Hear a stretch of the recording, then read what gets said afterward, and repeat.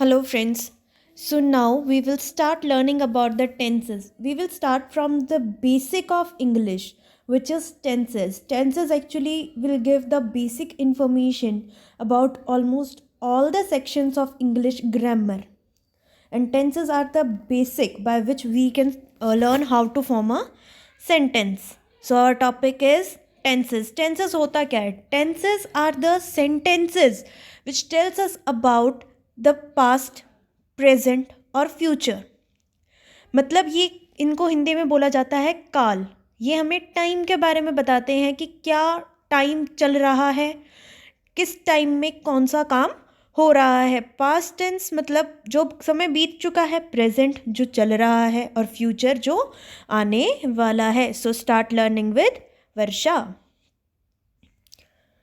So first of all tenses के होते हैं 3 part: present tense, past tense and future tense.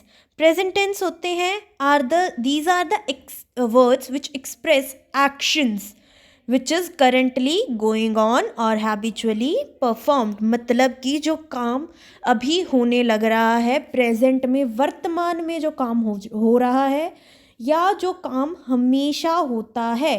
The work which is regularly done or is habitually performed are the part of present tense. अगला है past tense. Past tense are the tenses which tells us about the action that is already been done. जो काम already हो चुका है वो हो जाता है past tense का मतलब कि भूतकाल, बीता हुआ समय. Future tense. Future tense are the tenses which tells us about the action which is going to happen. जो काम फ्यूचर में या फिर भविष्य में होगा, जो एक्शन भविष्य में होने वाला है. अब इन तीनों टेंसेस के 4 पार्ट्स होते हैं, चार पार्ट्स होते हैं. 4 पार्ट प्रेजेंट टेंस के होते हैं, 4 पार्ट पास्ट टेंस के होते हैं और 4 पार्ट फ्यूचर टेंस के होते हैं. सो वो 4 पार्ट्स हैं कौन से? First one is indefinite, second is continuous, third is perfect and fourth is perfect continuous. ये चारों पार्ट जो हैं ये प्रेजेंट में भी सेम होते हैं, पास्ट में भी होते हैं, फ्यूचर में भी होते हैं. इनके अंदर डिफरेंस होता है हेल्पिंग वर्ब्स का, जो हम आगे पढ़ेंगे. More over you will gate all the basic information regarding the English grammar in the playlist of this channel. So please like, share and subscribe. So coming to the next slide, we will learn about present indefinite tense, which is the first part of the present tense.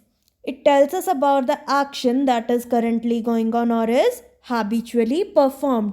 ये basically हमें उस sentences के बारे में बताता है जो काम हमेशा रेगुलरली होता है. हिंदी में हम बोल सकते हैं कि किसी भी सेंटेंस के लास्ट में अगर ता है, ते है और ती है आता है तो वो सेंटेंस जो है प्रेजेंट इंडेफिनाइट टेंस का कहलाया जाता है. अब इस टेंस के अंदर लगती है वर्ब की फर्स्ट फॉर्म. वर्ब की 3 फॉर्म्स होती हैं, first form, second form, third form, जिसको बोला जाता है प्रेजेंट फॉर्म, पास्ट फॉर्म और past participle form. Present indefinite tense के अंदर लगती है वर्ब की फर्स्ट फॉर्म और वर्ब की फर्स्ट फॉर्म के साथ लगता है एस या E S as according to the verb.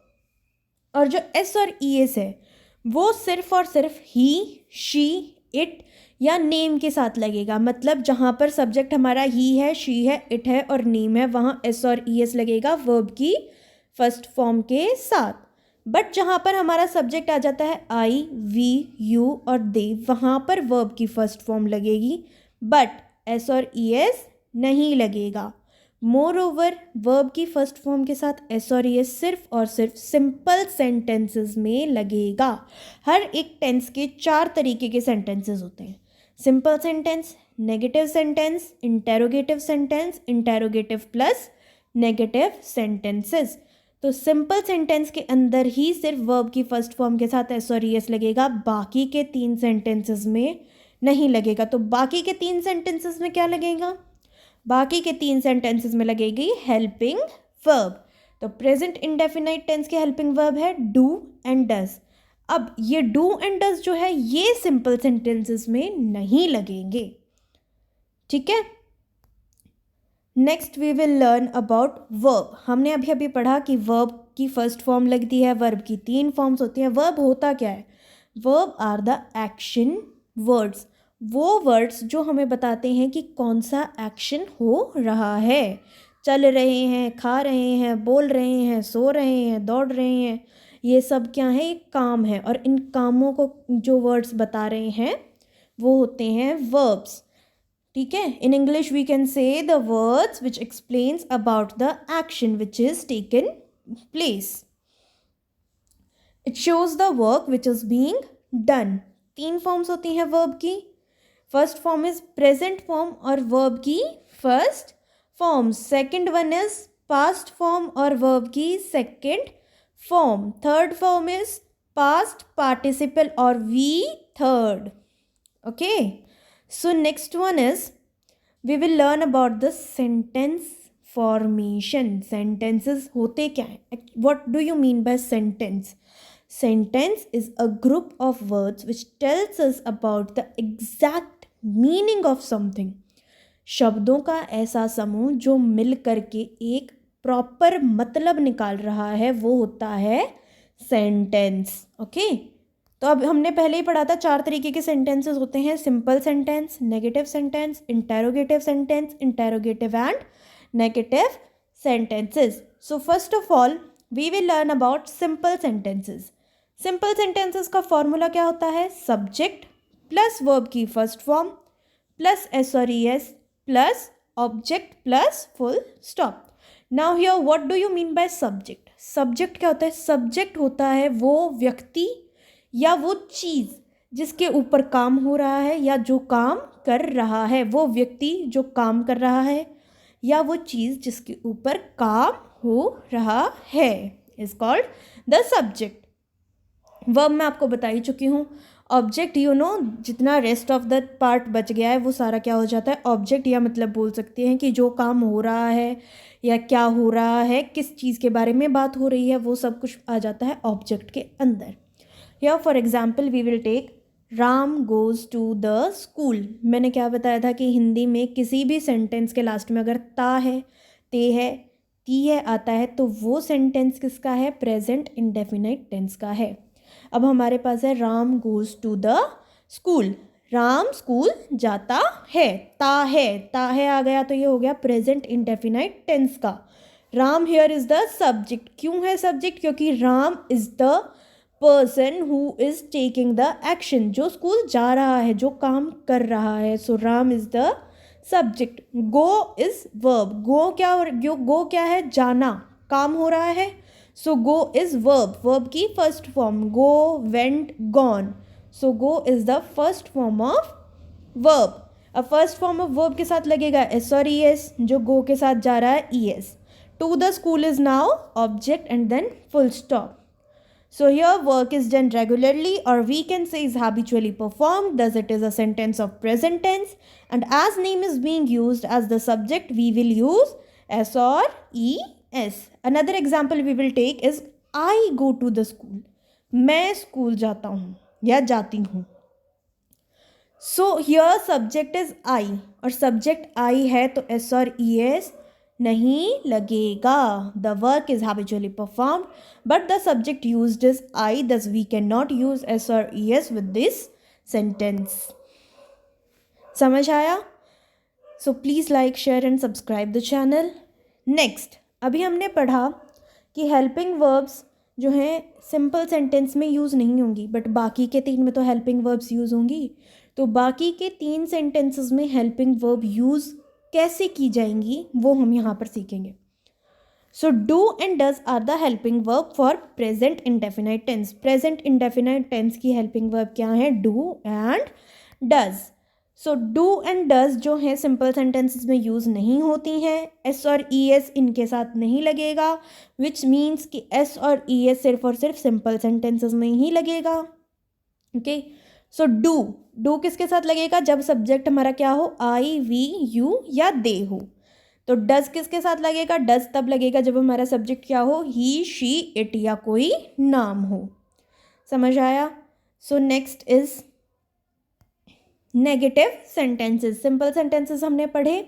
Simple sentences के अंदर क्या था, वर्ब की फर्स्ट फॉर्म यूज हो रही थी, एस और ईएस लग रहा था, जहां पर भी ही, शी, इट या नेम सब्जेक्ट था. नेगेटिव सेंटेंसेस में क्या लगाना है हमें, हेल्पिंग वर्ब. सो इसका फॉर्मूला क्या है, subject plus helping verb plus not plus verb की first form plus object plus full stop. इसका नाम ही बता रहा है नेगेटिव सेंटेंस. जो सेंटेंस नेगेटिव में हो, मतलब जिस सेंटेंस में क्या लग रहा है, नहीं लग रहा है.